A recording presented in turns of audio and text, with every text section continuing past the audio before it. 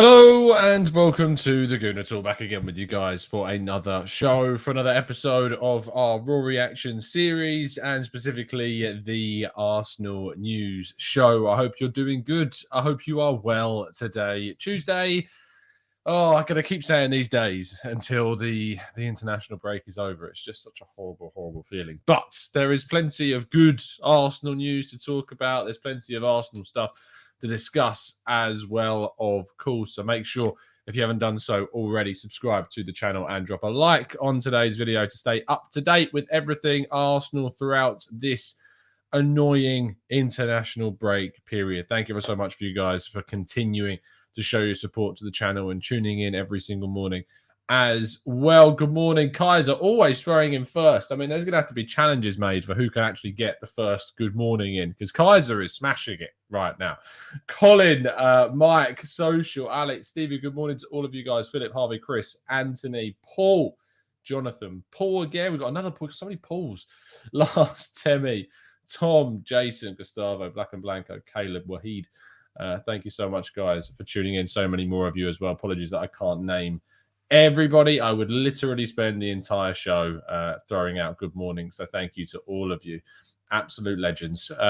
Also, please do go check out the show yesterday evening. I did with John and Judges and French. We did a podcast talking about the game, talking about whether or not we should trust the process or not. It was a really good hour's chat, so do go tune in for that. And also, I was over on the Arsenal Lounge with Mo Hader and Shaheen and Lev, so make sure you go and listen back to that as well. But without further ado, let's kick off by telling you, as always, to go subscribe to the Arsenal Way. Yesterday, I was joined by Kai Karnak and Chris Wheatley to talk through a lot of the game as well, and go through some Arsenal January transfer news. Talk specifically about Vlahovic, the Serbian striker for Fiorentina, who I've now learned to pronounce much better.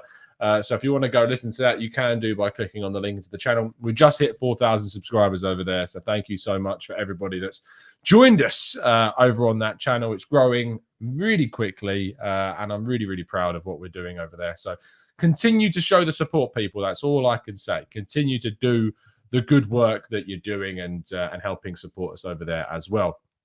We kick off today, though, with the news that Mark Overmars is the latest guy to turn down a role at Newcastle. They did appoint Eddie Howe as their new coach. However, their sporting director position is still very much unfulfilled. It's not. It's certainly a position they're struggling with to find someone to take up the role. I'm sure that there's no shortage of people that would like to take that role at Newcastle, but of the upper echelons of the really top quality individuals who can do that role, Mark Overmars certainly is one for his great work at Ajax over the last decade plus. He has decided to stay at the Amsterdam Arena, and the former Arsenal man, of course, will not be moving to the Premier League side to help them try and overtake his former side in the Premier League. So good news. Don't want as little help for Newcastle as possible. Send them down, I say. Get them in the Championship. That's where we want to see them go.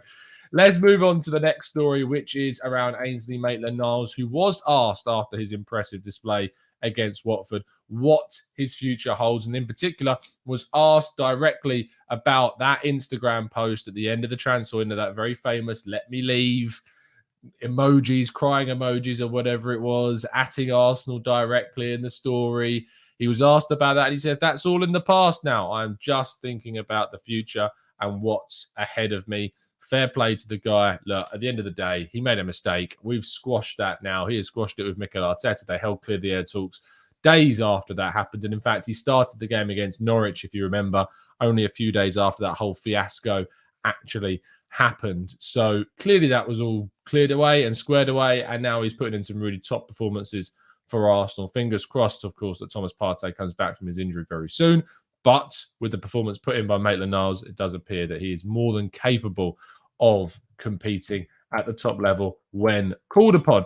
Speaking of other players not particularly happy about their future, Miguel Azeez has been speaking about the difficulties faced at Portsmouth. He's not really played many games so far for Pompey. In fact, there was rumours circulating that Arsenal were reportedly considering even recalling him this winter. I reported that story quite a while ago, actually, that the club were considering bringing him back to the club in the winter. Chris Wheatley followed that up, and I believe it was only last week that he reported that, in fact, Football.London does understand that that is the case.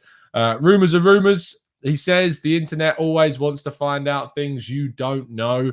I'm happy here, and while I'm here, I'm going to give my all. Now, that doesn't obviously categorically say that there's no truth in the idea that he could return to the club in the winter. It's a very much open-ended, media-savvy response to those calls and those rumours. We want to see him playing. That's all we want to see with Miguel Azeez. He's a really talented young kid that desperately needs more time on the senior side of the field. It was a really good idea to send him to Portsmouth in my mind when it happened. It's not necessarily worked out. I don't think Danny Cowley thought that Portsmouth were going to be down at the bottom end of League One fighting for their lives. And maybe now that they're starting to push away and to get into some better form, Azeez can come into the fold a bit more and be given some more opportunities.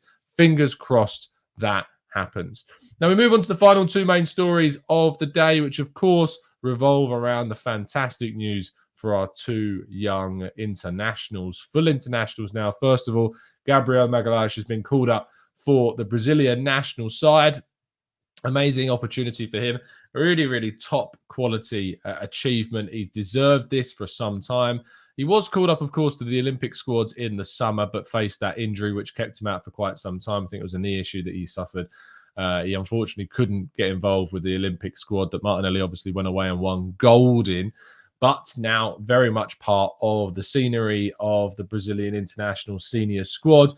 Brilliant, really, really, really good news for him. I don't buy into the stuff about I'd rather these players stayed at home and weren't injured, etc. But look, it's part and parcel of football, and it's really good experience for them. And these types of games is only going to develop and improve them and let them learn more to improve their game. So that's all that I want to see from our players, and that's what we've got from Gabriel Magalhães. And of course, yesterday as well, we learned the news that Emil Smith-Rowe earned his first call-up for the England international side. Amazing news for him. Really, really positive stuff for our young 21-year-old attacking midfielder that, let's be real, he's got more goals and assists than Grealish, more goals and assists than Foden, all in the league right now. Way, way better performer than Jadon Sancho has been. He's been better than Mason Mount. We all know that he has. He's been brilliant for Arsenal this season. Arguably England's best attacking midfielder, alongside Conor Gallagher of Crystal Palace on loan from Chelsea as well. So those two have been smashing it. It was obviously going to be between him and Conor Gallagher who got that call-up. Emil Smith-Rowe earned his right to get that place in the England squad, and we wish him the absolute best of luck in those games. He's going to be playing against San Marino in Albania. You would think that he's going to get a minute or two in the San Marino game. That would make a lot of sense. Hopefully he does. And we obviously wish the best of luck for Ramsdale. Ramsdale hopefully will get his first cap for England during this break too. And Bukayo Saka, very much established amongst the England team already. But he in particular is certainly going to be one to watch alongside our other three representatives. Nice. I think this is, I can't remember the last time Arsenal had 4 international call-ups to the first team. I'm really trying to genuinely think of when that might have happened. It might have been early 2000s, late 90s. That happened. It doesn't happen all that often.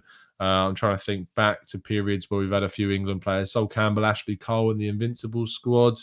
Beyond that, I'm struggling. David Seaman, Tony Adams, Nigel Winterburn, Lee Dixon. Obviously, you've got quite a few there. But I mean, Nigel Winterburn, I don't think Nigel Winterburn even got a call up to the England squad, did he? So it's been a long, long time that we haven't seen 4 call-ups from the Arsenal squad into the England team, and it's great to see. So brilliant stuff from Smith-Rowe, and it certainly gives us a little bit more interest in watching those England games during this break. That concludes all of today's news, which means we're into the last part of the show, which is getting your thoughts, your theories, your question and queries into the chat box. So if you do have a question, please do throw it in, and we will go through as many of these as feasibly possible. We start off with MCPE, who says, Tom, do you think Manchester City and Chelsea aren't actually doing great business because their benches themselves could beat half the Prem table, lost value and talent sitting around? Look, they don't have to. The difference is between a club like Chelsea, Man City, and then Arsenal is that Arsenal can't afford to lose on their transfers. Arsenal have to show a return on every single one of the players that they bring into the club. Every single player that they invest in, they need to see that player succeed. Man City, Chelsea don't need to do that because they've got an endless pit of money from their owners. They can just keep recycling players. Or that didn't work out. Benjamin Mendy's not worked out.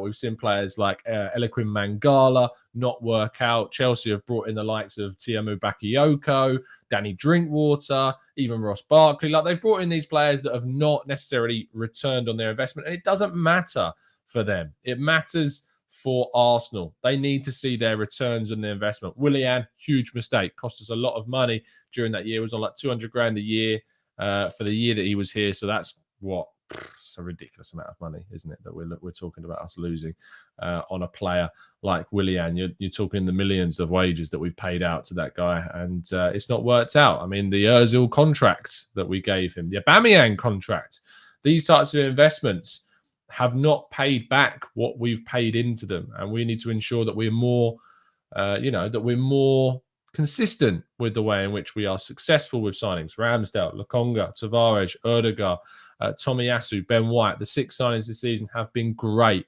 bits of investment so far, and fingers crossed that continues into the rest of the season. Let's scroll up a little bit more to make sure I've not missed anything. Manu says, first of all, I hope you all have a wonderful morning. Like I'm having, you absolute legends. It's good to hear people having great mornings. Manu, I hope you're having a great day, mate. My question is, with all of our academy talents coming through, remind me what makes Azeez tick. Loving the vids.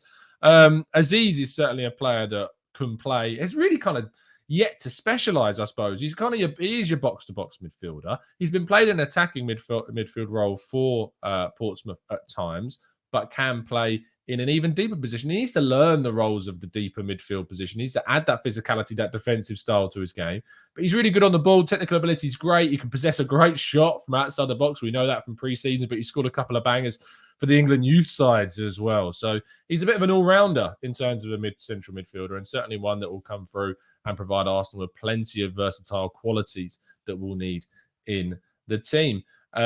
We have 3 call-ups for England. You're right, sorry. I just assumed, didn't I? I just assumed that White was there because he should be. Only 3 call-ups. Maybe it's not as recent, and since we've had that one then. Wilson says, are you serious that Smith-Rowe has been called up to the England squad, Tom? I am serious, Wilson. I'm always serious. Don't call me Shirley. John says, with the rise of the women's game, do you see a woman making the Premier League in the next 20 years, or is that a wall that won't be cracked? John, I'm assuming what you're asking is, could a woman player break into the men's game?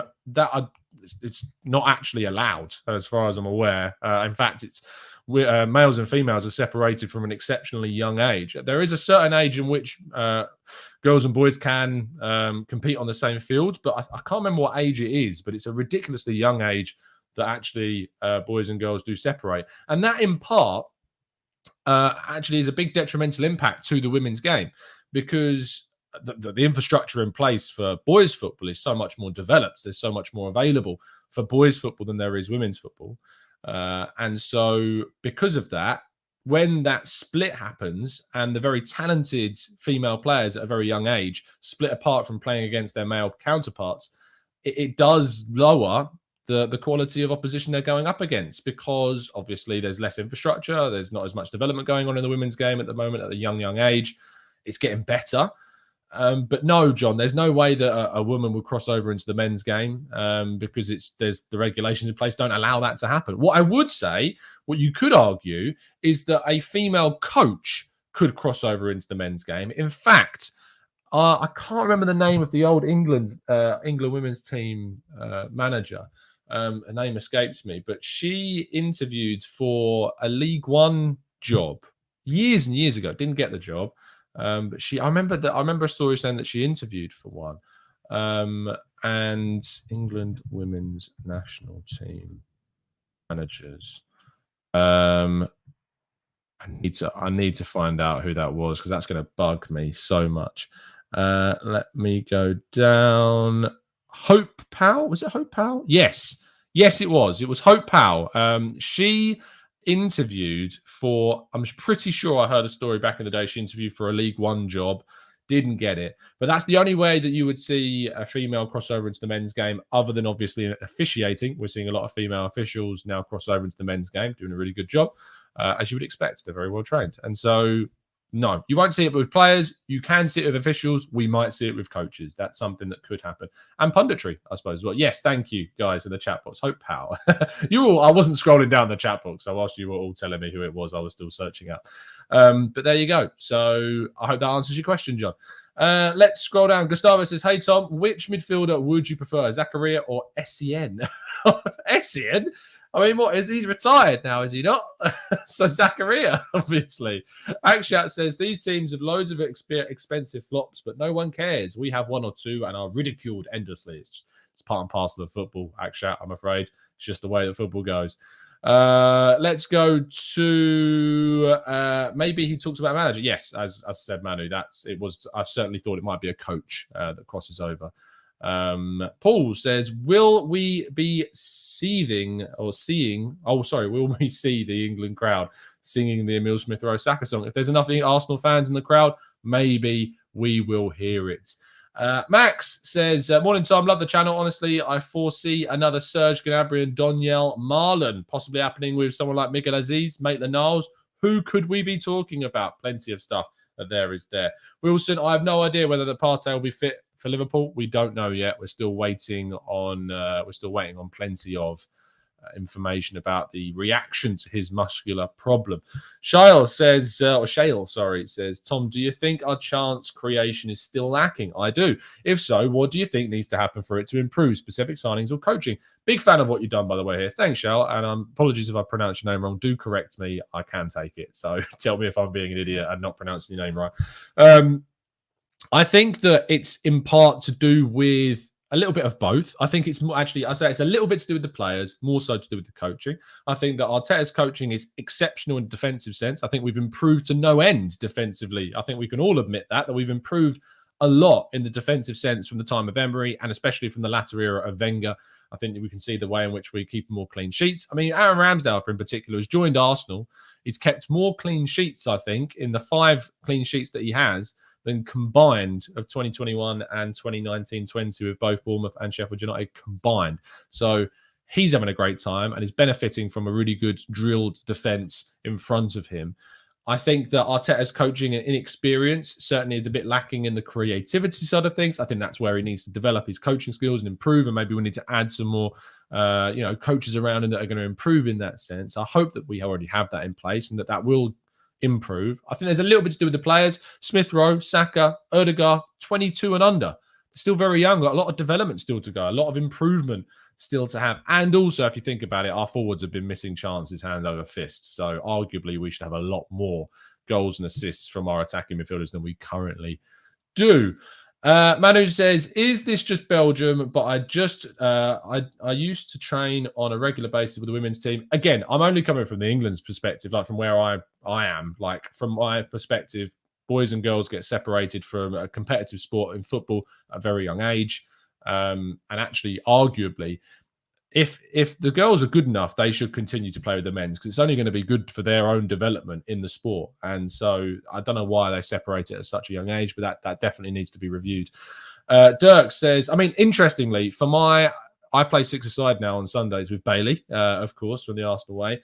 And as far as I'm aware, on the six-a-side teams, you're actually not allowed. I'm pretty sure it's a men's league, and so you can't have a female player, which is ridiculous when you consider that I've played with, I think back to when I was teaching, there was a couple of the female teachers there that would obviously PE teachers that used to play and some still do on Sunday league games that were easily better than me, way better than me. And the fact that they couldn't play in a six-a-side league is mad. And it's certainly something that needs to be addressed, even at that level. That's ridiculous when you think about it. Dirk says, do you think Arteta deserves more credit for developing young talent, or is it too soon? 3 academy players played at the weekend, and it's great to have Emile Smith-Rowe and Gab called up. Absolutely. It's such a myth that he doesn't like using youth players. Saka, Smith-Rowe, Tomiyasu's 22, Gabriel's 22, Odegaard's 22. He put Salah Radin on the bench and rewarded him for that really good bit of play, and he's brought him up. Balogun, we've seen him, convinced him to sign a new contract. He's not giving them the amount of chances because we can't afford to throw him in right now. but he convinced him to sign a new deal. That's always positive. Gabriel Martinelli has been convinced to sign a new contract whilst under Arteta. Does he get enough chances? I think he could be given more. But I think there is a little bit of a cult following around Martinelli. And so because of that side of things, Arteta gets a little bit of criticism, probably quite a bit of criticism for that side of things. But no, I think that Arteta does deserve more credit, especially for the coaching of players and the improvement of players. Smith-Rowe and Saka have improved loads. Gabriel has improved, in my mind, under Arteta as well. We're seeing players like Tomiyasu and Tavares shine in this system. Partey's getting back to his best. Lokonga's shining as well. So players are definitely improving under Arteta. Not all of them, and there are some more that do need to improve, but there are plenty of examples. Let's go to Abby, who says, "Am I the only one who does not Gabriel to travel so far and maybe get exhausted and injured?" No, you're not, Abby. There's plenty of people. I disagree with you. I'm more than happy for him to go and play for the Brazilian national side. If he gets injured, that sucks, but it's part and parcel of football. Well, it's unavoidable. Like if we want the best players in the game, they're going to be playing for their national sides. You can't have both. It's not a perfect world. If you want the best players, they're going to be internationals. So you're going to have to suck it up and deal with it, I'm afraid. It's just what part of the game is. Let's scroll down a little bit more. Alex, who says, "Who do you think will be our toughest fixtures outside of the top four?" Wolves have looked very good. I mean, I suppose you can't count West Ham right now. They're in the top four. Look, Man United's still going to be difficult when we go away from them. I know we joke about them a lot right now, but they are still going to be a very, very hard side to beat. Everton are going to be a tricky game, even though they're not having the best of times at the moment. When we go away to Southampton, that's always a difficult game for us. We always kind of struggle in that fixture. There are plenty of tough fixtures, Alex. Wolves, as you say, is another one. So arguably them, but I think that the other big sides are still going to be really, really tough. So there you go. Let's scroll down and let's go up to John says, "I've heard more than once that comparison between Ødegaard and Ozil, which I find a lazy one. Ødegaard is still so young. Your take on that?" Hey, look, I have been guilty. I say guilty. I don't think it's necessarily guilty. I've made a comparison between Ødegaard and Ozil in terms of why I think that Arteta moved on Ozil and brought in Ødegaard, and that's because of the application of his running. Ozil run loads all over the pitch. His running stats were there for all to see, but it was the application of that running and where that running went to that I think is one of the reasons why he likes Ødegaard so much. Ødegaard presses. Ødegaard really pushes the back line when he's on the field.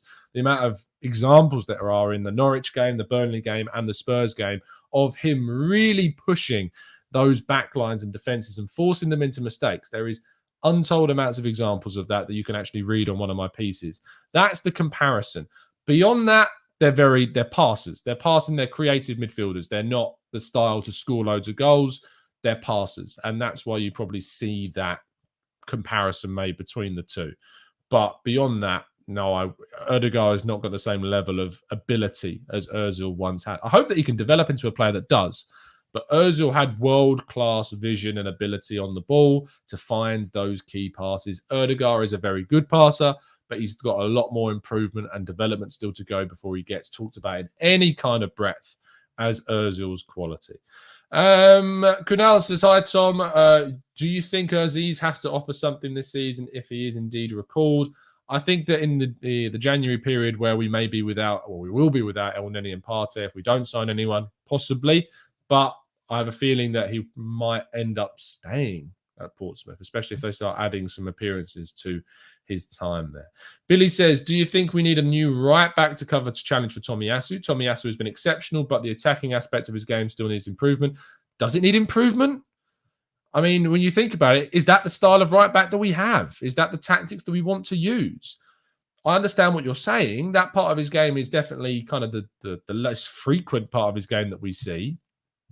But we don't necessarily need him to have that because we have balance. We have a left back in Tavares or Tierney that attacks really high up on the left-hand side.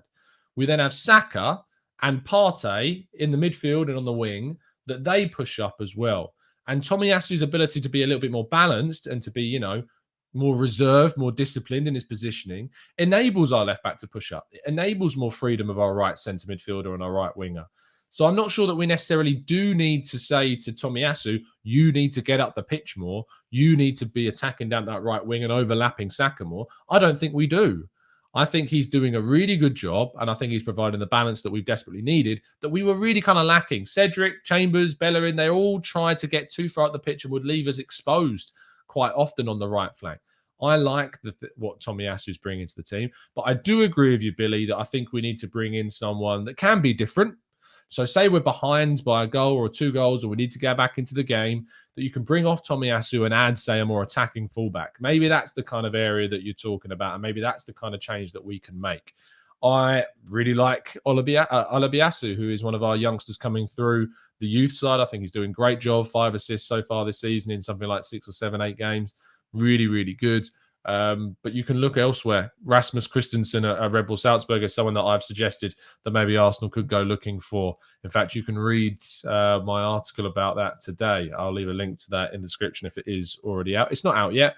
Hopefully, it will be very soon, and you'll be able to read it. Let me check what time that will be out for you guys. It's scheduled to come out at... Come on, load. Oh, it should be out now. Is it out? It is out. So there you go. Maybe that's not my article. I don't know. I'll try and find it for you guys. Oh, hold on. It's out at 10 o'clock. You'll have to find it at 10 o'clock. I'm looking at Bailey's piece. 10 o'clock, that's out. So I'll definitely tweet it from my account, and you can go give it a read on Rasmus Christensen and what he'll bring to Arsenal if indeed we did go for him. Alex says, is it time for Martinelli to embrace the striker role? Not for me. He's a wide forward, and that's where I would want him to stay. Christopher says, Tom, how many players do you think we need for a title challenge? Title challenge? 4 or 5, 2 starters, centre midfield and striker, and then 3 depth, right back, centre back, and winger. So I think you need to look at bringing in your world-class striker to replace Aubameyang or Lacazette. I think you need to bring in another really, really good central midfielder to support Partey, Lokonga, and then the youngsters that are coming through, Maitland-Niles. And then I think you need to add your backup to Tomiyasu in case he gets injured, someone that's good enough to replace him if he's out for a period of time. I think we need to bring in a centre-back because you've got Gabriel and Ben White. We've got Saliba coming back, great. But say, what happens to us if that situation happens to Liverpool? If Ben White and Gabriel are both injured, do we have enough faith in Holding and Marie to challenge for a title? I don't think we do. So maybe even another depth centre-back to come in as well. And then a winger. Because I would sell Pepe personally. I think you've got Smith-Rowe, you've got Martinelli, you've got Saka, you've got Reece Nelson coming back. Look, that's not enough depth of quality. So maybe another winger. So I would say 5 signings, 2 starters, and 3 depth signings is what I would say to consolidate enough quality. Is Mikel Arteta good enough as a coach for a title challenge? Is another big question. We don't know. There is not enough evidence yet. We need to see where we're at the end of the season. If we can achieve top 4, that's amazing. That's an unbelievable achievement. For a side that I don't think is in the best 4 squads in the league, to get there would be a brilliant, brilliant achievement. But we will wait and see if that's indeed possible. Top 6 was always my target for this season. If we don't get top 4 or we get top 6, I'm not going to be disappointed. Top 6 was always my target. We have to get top 6. Arguably, if Leno leaves, we need a keeper as well. So there's that. There's lots of things. But the fact that we're even talking about that shows you the level of improvement Edu has made to this squad with Arteta and with Richard Garlick and with the recruitment team. It shows you how much of improvement's been made to this squad, that you're even thinking about that. That's a big W, says Dirks. It is a W indeed. Alex says, apparently Wenger was at the London Palladium last night. He was. Interesting stories. If you want to hear some of the quotes from that, go listen to Mike or go follow Mike's and Andy's and Owen's Twitter account, the Gooners Pods on Twitter. Mike was at the event last night, as was Harry Symeou, so I'm sure you'll hear plenty from him too. And there's some quotes from the evening there. I hear that it was a very good night for all those involved. So there you go. Cameron says, Tom, how high do you rate Lokonga? Is he making Maitland-Niles and Partey better players because of his defensive abilities? I rate him very highly. I think that ironically, he says that he can play as an 8, but he's doing a very good role as a 6 at times for us. So you can only praise what he's done. And that's done exceptionally well. What have I made of Livramento? It's mad. He's only 18. He's doing really, really well at Southampton, and you can't see him staying there for too long. I think Chelsea sold him. I don't know if there's a buyback clause there, but that may look to be a bit of an error on their part if he continues being as good as he has done. And with that, we're going to wrap up. That's your 30 minutes this morning. Thank you ever so much, guys, for tuning in. This evening, there will be a show, or rather, I'm very, very hopeful that there's going to be a show with Andrew, aka Arsblog, on tonight, probably around 5 p.m. UK time. Make sure you tune in for that. Set your alarm clock, set your reminders. Going to be having a good chat with Andrew, and yeah, so there we go. Colin says, Tom, you should brand your microphone. I will see if I can get something sorted. That's a good idea. Never considered that. I don't know how you would even get hold of someone who can make them. Maybe someone can DM me a link to getting branded microphone spit guards made. That would be great. So yeah, join me at 5 p.m. this evening. Other than that, I'll be back tomorrow morning at 8 a.m. as always. And yeah, enjoy the rest of your Tuesday. Get through it. And then it'll be Wednesday, and we're one step closer to the international break being over and the festive period very much starting. See you soon, guys. Have a fantastic day. And as always, up the Arsenal.